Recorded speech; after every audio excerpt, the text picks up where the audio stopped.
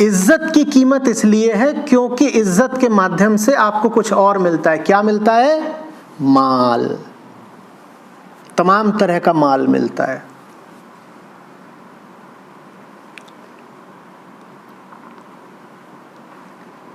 जब आप इस बात को साफ साफ देख लेंगे तो फिर आपके लिए इज्जत को अधिक कीमत देना मुश्किल हो जाएगा।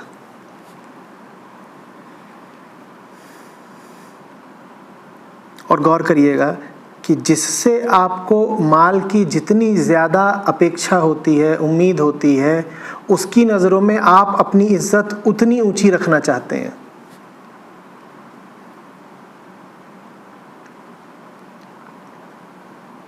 हिंदुस्तान में स्त्रियों को ख़ास तौर पर हया का, लज्जा का, इज्जत का, शर्म का पाठ पढ़ाया गया।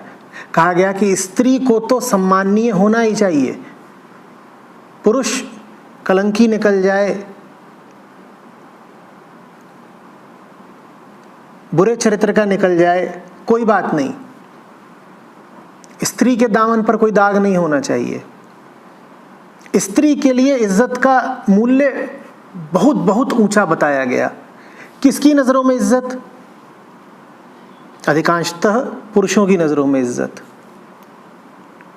स्त्री के लिए इज्जत क्यों इतनी महत्वपूर्ण बना दी गई? क्योंकि स्त्री पुरुष पर आर्थिक रूप से निर्भर है, आश्रित है। बात समझ रहे हो?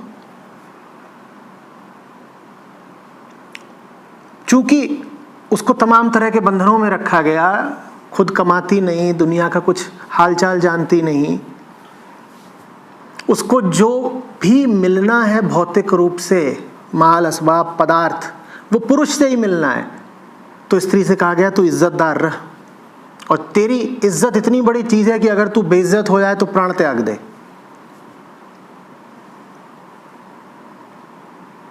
बात समझ रहे हो?